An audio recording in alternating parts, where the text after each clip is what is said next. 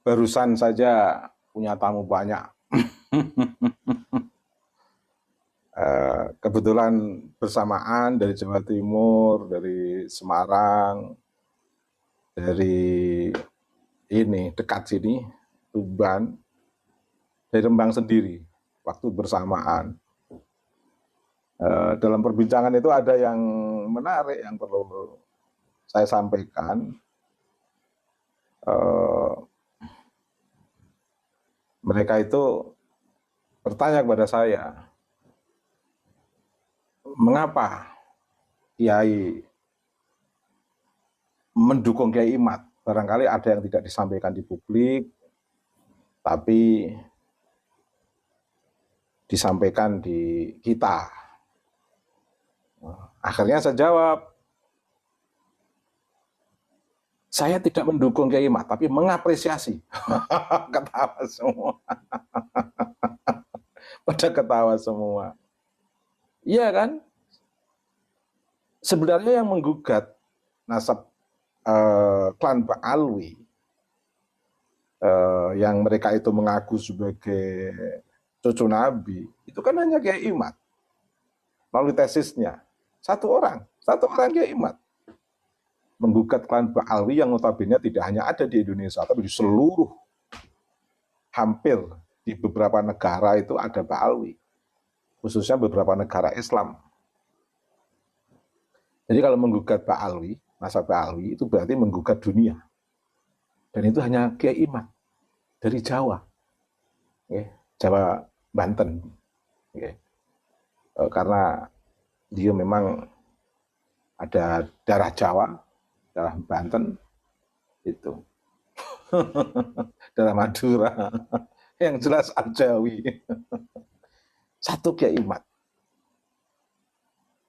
Bisa membuat bingung klan Ba'alwi. Jadi yang menggugat Kiai Imad. Ulama-ulama itu sifatnya mengapresiasi. Saya mengapresiasi. Saya dari awal saya mengapresiasi Kiai Imad. Pernyataan-pernyataan awal saya lebih dominan di mengapresiasi. Sehingga kalau masalah nasab, terkait dengan data-data nasab, langsung saya suruh mengikuti konten-konten yang ada Kiai Imad. Biar validasinya jadi satu dari kepakaran Kiai Imad dan sekaligus keberanian Kiai Imad yang luar biasa. Satu Kiai Imad, yang lain itu kan mengapresiasi. Gus Abbas mengapresiasi tesis Kiai Imad dengan membuat gerakan civil society BWI-LS. Gus Fuad mengapresiasi tesis Kiai Imad dengan sikap beliau yang kritis. Kiai Nur Fadil mengapresiasi tesis Kiai Imad dengan turut memberikan dokumen kesejarahan Wali Songo dan zuriyahnya. Saya mengapresiasi Kiai Imad dengan perspektif akademik saya. Dan yang menggugat Kiai Imad, satu ulama Nusantara, membuat bingung seluruh klan Ba'alwi. Tidak hanya membuat bingung dari klan Ba'alwi yang jadi tokoh agama saja, tapi yang membuat bingung juga dari klan Ba'alwi yang menjadi provokator. Membuat bingung klan Ba'alwi yang menjadi provokator, ya Pak Rizik Sihab. Pak Semit misalnya. Dan membuat bingung Ba'alwi yang menjadi provokator siapa? Hanif Alatas. Provokator. Yang suka demo itu kan namanya provokator itu. Jadi bingung. Jadi tidak hanya yang provokator juga, klan Ba'alwi yang lembut-lembut jadi bingung juga. Karena mereka memang nasab itu menjadi ideologi. Nasab itu menjadi, mohon maaf ini, kalau saya lihat itu diglorifikasi seperti rukun iman oleh klan Ba'alwi itu. Sehingga mereka yang menentang nasab klan Ba'alwi itu dikategorikan musyrik, tidak dapat syafaat. Bahkan betul, saya dapat tamu, nggak perlu saya sebutkan namanya, tadi pagi, berdua, menyampaikan ke saya,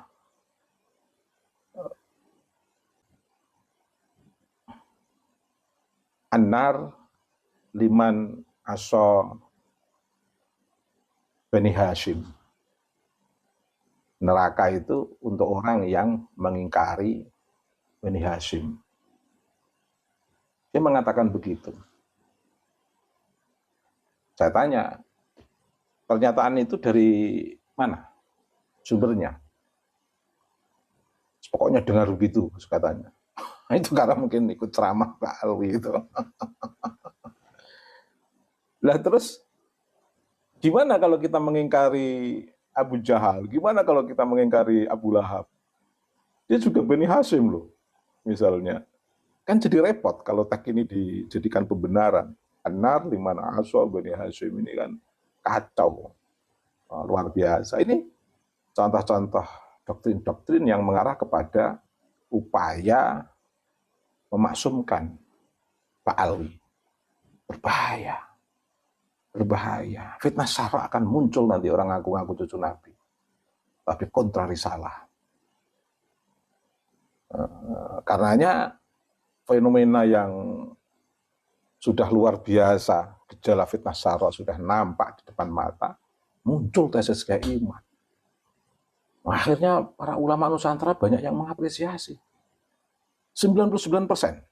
1%-nya itu terhitung jari itu. Dari mana? Dari data acak aja saya. Beberapa tokoh yang bertemu dengan saya, bahkan yang membela Pak Ali. Saya nggak perlu menyebutkan namanya.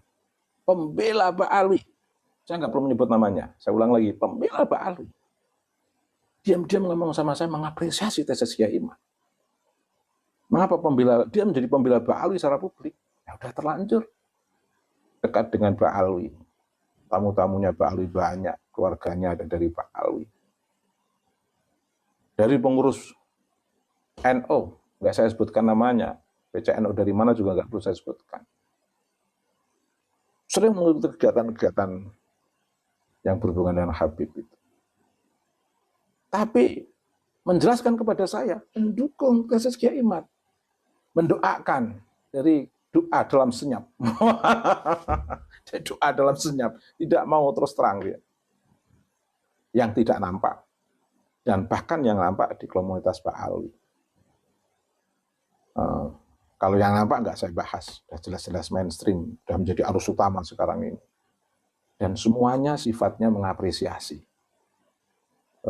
Seperti Said Agil Siraj, mengapresiasi beliau. Seperti Kiai Haji Ma'ruf Amin, ulama-ulama besar mengapresiasi. Banyak ulama besar yang lainnya, hakikatnya juga mengapresiasi, tapi dengan caranya. Saya nggak perlu nyebut nama beberapa ulama tokoh, karena nanti khawatir kontra publik. Karena hakikatnya sebenarnya mereka itu banyak yang mengapresiasi. Jadi guncang ganjingnya Pak Alwi itu sebenarnya hanya satu ulama Banten, yaitu Kiai Haji Imaduddin Utsman. Yang lainnya cukup mengapresiasi. Nggak boleh ikut-ikutan. Saya nggak boleh ikut-ikutan bicara nasab. Cukup saya mengapresiasi. Terlalu lebay. Satu ulama aja sudah bikin bingung, masa harus melibatkan diri dalam konteks diskursus kenasaban. Ya diskursus apresiasi saja.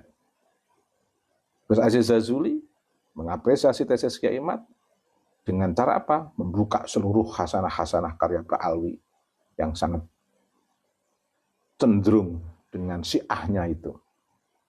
Dan bahkan di luar ajaran Ahlus Sunnah wal Jamaah itu banyak sekali ditemukan di karya-karya Pak Alwi yang sudah dikupas oleh Kiai Aziz Zazuli. Malah saya belum sempat seserius Kiai Aziz Zazuli. Belum sempat membuka-buka itu, kecuali hanya 1-2 kitab untuk dasar apresiasi saja.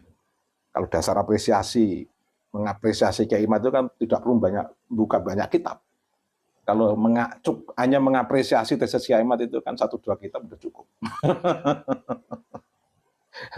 Nah, kecuali Gus Aziz Jazuli mengapresiasi tesis Kiai Imad, kebetulan dia ada banyak tag yang bisa diekspos, dan itu menarik. Jadi intinya yang membuat bingung klan Ba'alwi itu tidak banyak Kiai Jawa, Kiai Nusantara. Satu Kiai Imad, yang lainnya cukup mengapresiasi. Banyak ulama itu banyak yang mengapresiasi. Coba kasus Muktamar Jatman yang ke-13 dengan langkah senyap tapi pasti mereka itu hampir dan itu mengapresiasi tesis Kiai Imad, tapi tidak menampakkan. Di desa-desa beberapa kesempatan saya dalam perjalanan berhenti di masjid, sholat, ketemu beberapa kiai imam masjid, menyapa karena sering mengikuti diskursus nasab, lihat saya disebut nama saya, ya gimana lagi saya mengaku, ya betul saya.